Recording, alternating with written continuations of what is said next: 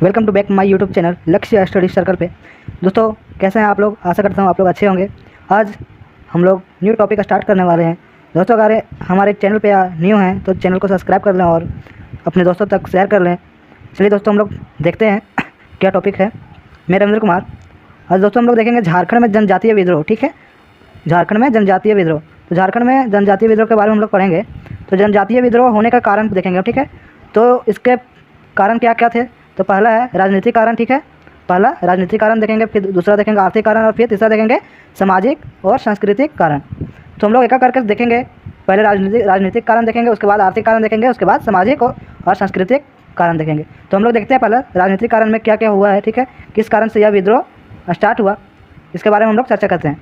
तो पहला राजनीतिक कारण में देखिए, पहला पॉइंट है आदिवासी क्षेत्रों पर अधिकार का प्रयास। जो आदिवासी क्षेत्र थे उन लोगों पे, उनका क्षेत्र जो था उन लोगों का क्षेत्र पर अधिकार करने का प्रयास किया गया।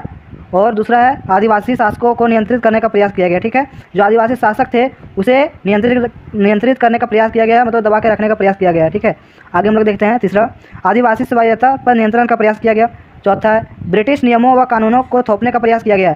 जो आदिवासियों पर क्या किया गया, ब्रिटिश का जो नियम कानून है वो ज़बरदस्ती उस पर थोपने का काम किया गया, प्रयास किया गया।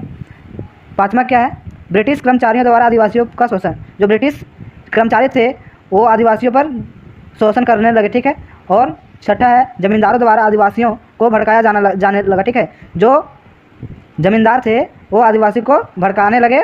ठीक है, ये हो गए राजनीतिक कारण। और आगे देखते हैं हम लोग आर्थिक कारण में क्या क्या है। तो आर्थिक कारण हम लोग देखेंगे, जमींदारों साहूकारों द्वारा आदिवासियों का शोषण।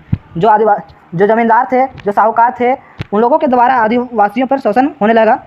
ये तो इसका पहला आर्थिक कारण है। दूसरा आर्थिक कारण क्या है, अंग्रेजों द्वारा अस्थायी बंदोबस्त लागू कर देना। ठीक है, ये भी हो गया। तीसरा है अकालों में पुनर्वृत्ति का प्रभाव। चौथा है क्या आर्थिक कारण, कृषि संबंधी अन्य समस्याएं।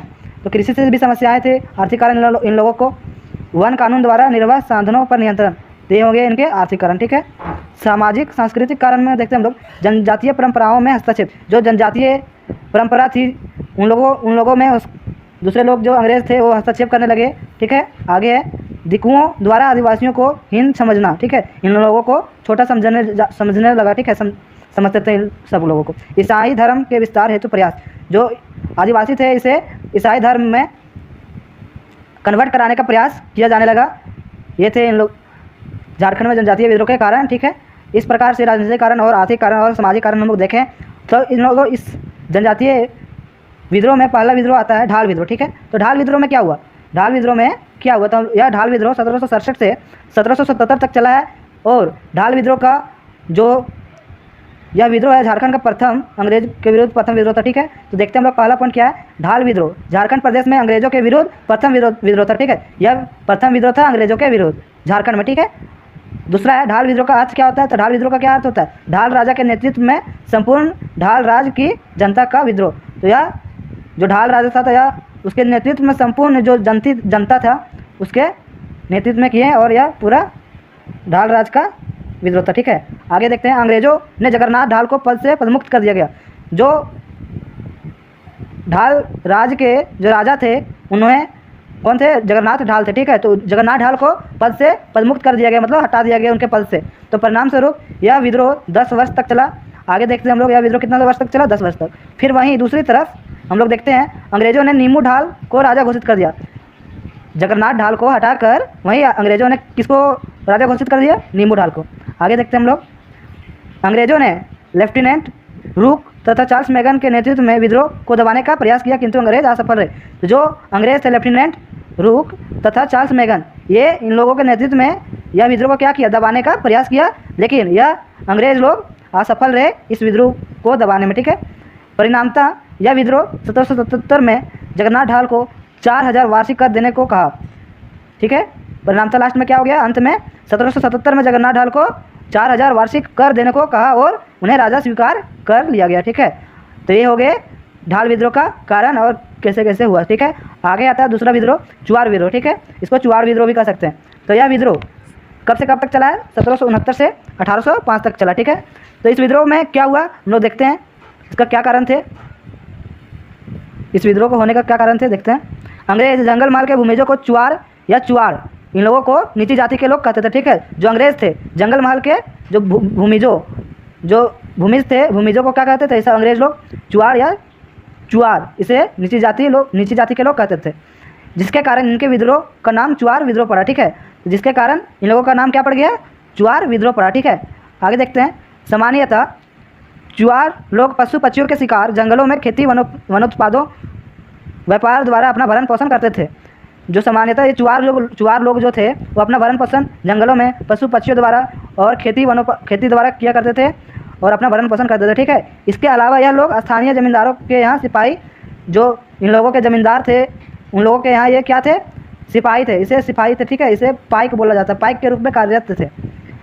आगे देखते हैं चुआर विद्रोह का कारण, ठीक है। तो इसका यहाँ क्या कारण था होने का, तो चुआर विद्रोह का प्रमुख कारण 1769 से 70 के बीच में भारत में आए भारी अकाल ने अंग्रेजों द्वारा जबरन कर वसूली, अंग्रेजों द्वारा चुआड़ों की ज़मीन की नीलामी के साथ ही अनेक तरह से उनका शोषण किया जाना था।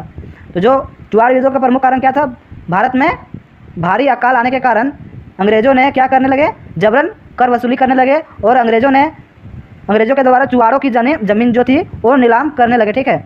और अनेक तरह का शोषण किया जाने लगा चुआड़ों पर। तो चुआड़ विद्रोह के प्रमुख नेता कौन कौन थे, जो चुआड़ विद्रोह का नेता कौन कौन थे, तो इसमें से पहले आते हैं रघुनाथ महतो आते हैं, फिर दूसरा आते हैं श्याम गंजम आते हैं और तीसरा आते हैं सुब्बल सिंह, और चौथा जो है इसके प्रमुख नेता हैं जगन्नाथ पातर। यह 1769 से 71 तक चुआड़ विद्रोह का नेतृत्व किया। और फिर पाँचवा आते हैं मंगल सिंह, तो ये 1782 से 84 तक नेतृत्व किए इस विद्रोह का। और छठा आते हैं दुर्जन सिंह व मोहन सिंह, यह दोनों लोग 1798 से 99 तक इस विद्रोह में महत्वपूर्ण भूमिका अदा की, ठीक है। इस प्रकार से आगे देखते हैं हम लोग। दुर्जन सिंह मानभूम तथा बाढ़भूम में इस विद्रोह के प्रमुख नेता थे, ठीक है। जो विद्रोह था, इस विद्रोह में दुर्जन सिंह और मानभूम तथा बाढ़भूम में, जो दुर्जन सिंह थे वो मानभूम तथा बाढ़भूम में इस विद्रोह के प्रमुख नेता थे, ठीक है। आगे है, इस विद्रोह का प्रमुख नारा था क्या, अपना गांव अपना राज, दूर भगाओ विदेशी राज। तो इन लोगों का नारा क्या था, इसका प्रमुख नारा था अपना गांव अपना राज, दूर भगाओ विदेशी राज। आगे देखते हैं अब यह नारा किसने दिया, तो नारा यह किसने दिया, तो रघुनाथ महतो ने नारा दिया था, अपना गांव अपना राज, दूर भगाओ विदेशी राज, ठीक है। इस विद्रोह में चुआड़ सफल रहे, जो चुआड़ जाति से जो जंगल में रहते थे वह इस विद्रोह में सफल रहे। हालांकि इस विद्रोह में चुआड़ सफल रहे और अंग्रेज़ों को उनकी भूमि वापस करनी पड़ी। जो अंग्रेज़ लोग थे चुआड़ों को भूमि वापस कर दिए और चुआड़ों को भूमिज नाम से बुलाया गया, ठीक है। तो इस प्रकार से चुआड़ विद्रोह खत्म होता है। और आगे हम लोग देखते हैं तीसरा विद्रोह की तरफ, कोल विद्रोह। तो कोल विद्रोह क्या हुआ, तो कोल विद्रोह 1831 से 1832 तक चला है। तो कोल विद्रोह के कारण क्या थे, तो कोल विद्रोह के कारण क्या थे, पहला भूमि संबंधी असंतोष, ठीक है। और दूसरा था नेतृत्वकर्ता, इसके कौन थे, बुद्धू भगत होंगे, ठीक। यह छोटा नागपुर क्षेत्र में अंग्रेज़ों को जमींदारों को सबसे अधिक परेशान कोल विद्रोहियों ने किया। जो छोटा नागपुर क्षेत्र में अंग्रेज़ थे, जो जमींदार थे, वो सबसे अधिक परेशान कौन लोग किए हैं, कोल विद्रोहियों ने किया था। यह मुंडा जनजाति का विद्रोह था, जिनमें हो जनजाति ने साथ दिया। किसने साथ दिया, हो जनजातियों ने। आगे देखते हैं, इस विद्रोह में बुद्धू भगत अपने भाई और पुत्र के साथ मारा गया। तो इस विद्रोह में कौन कौन मारे गए, बुद्धू भगत का जो अपना भाई था और पुत्र साथ में मारा गया और 100 लोग और मारे गए, ठीक है। आगे देखते हैं, 1832 में विद्रोहियों ने आत्मसमर्पण कर दिया अंग्रेज़ों के सामने, ठीक है। जो कोल विद्रोह के नेता थे वह क्या किए, 1832 में आत्मसमर्पण कर दिया अपने आप को, अंग्रेज़ों के हवाले कर दिया और यह विद्रोह असफल हो गया। आगे देखते हैं, इस प्रकार से यह कोल विद्रोह भी समाप्त हो चुका है।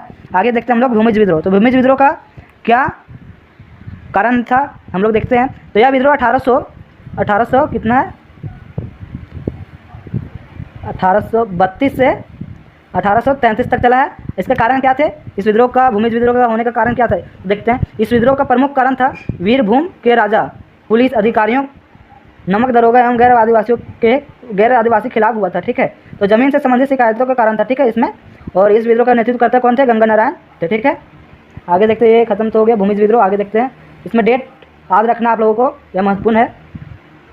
आगे देखते हैं ताना भगत आंदोलन। तो यह आंदोलन 1914 में स्टार्ट हुआ और यह आंदोलन 1914 में जतरा भगत, जो जतरा उरांव थे, के नेतृत्व में धार्मिक रूप में शुरू हुआ, ठीक है। यह आंदोलन किस रूप में शुरू हुआ और किसके नेतृत्व में शुरू हुआ? यह यात्रा उरांव के नेतृत्व में शुरू हुआ और यह धार्मिक रूप में शुरू हुआ, ठीक है। यह धीरे धीरे यह आंदोलन बिरसा आंदोलन का ही विस्तार माना जाता है। यह किसका विस्तार माना जाता है? बिरसा आंदोलन का विस्तार माना जाता है। और बाकी मंडार क्षेत्र से इस आंदोलन का नेतृत्व शिबू भगत ने किया था। जो मंडार क्षेत्र था उस क्षेत्र में किसने नेतृत्व किया? शिबू भगत ने नेतृत्व किया, ठीक है। जबकि विशुनपुर गुमला से भिखू भगत ने किया। तो विशुनपुर से किसने नेतृत्व किया? गुमला से भिखू भगत ने। आगे देखते हैं, वहीं सिसई थाना क्षेत्र से देवमनिया नामक महिला ने आंदोलन का नेतृत्व किया। तो वहीं दूसरी तरफ सिसई थाना से देवमनिया नामक एक महिला थी, उसने इस आंदोलन का नेतृत्व किया। और आगे देखते हैं 1916 में जो जतरा भगत थे उनको गिरफ्तार कर लिया गया और 1917 में रिहा कर दिया गया। जो जतरा भगत थे उनको 1916 में क्या कर लिया गया? गिरफ्तार कर लिया गया और 1917 में उसे रिहा कर दिया, छोड़ दिया गया। आगे देखते हैं यार, लास्ट ये पॉइंट भी आई है, आप लोग नोट कर लीजिएगा। टाना भगत 1900 टाना या टाना दोनों बोल सकते हैं, ठीक है। टाना भगत 1922 के कांग्रेस के गया अधिवेशन में शामिल हुए, ठीक है। जो टाना भगत थे 1922 के कांग्रेस अधिवेशन में क्या हुए? शामिल हुए और 1923 में नागपुर अधिवेशन में भी भाग लिया। तो पहला टाना भगत जो थे 1922 में कांग्रेस अधिवेशन में शामिल हुए और दूसरे 1923 में नागपुर अधिवेशन में भी भाग लिया। और 1940 के रामगढ़ अधिवेशन में टाना भगतों ने महात्मा गांधी से मिलकर उन्हें 400 का थैला भेंट किया, ठीक है। और वह थैला कितने का थैला भेंट किया? महात्मा गांधी को 400 रुपये का थैला भेंट किया। और वह थैला किस चीज़ का था? चमड़े का थैला था, ठीक है। आगे हम लोग नोट कर देखते हैं 1942 के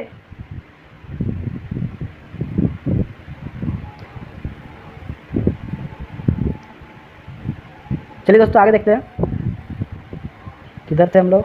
हाँ, 1942 के भारत छोड़ो आंदोलन में भी टाना भगतों ने सहयोग किया, ठीक है। तो 1942 का भारत छोड़ो आंदोलन जो चल रहा था उसमें भी जो टाना भक्त के जो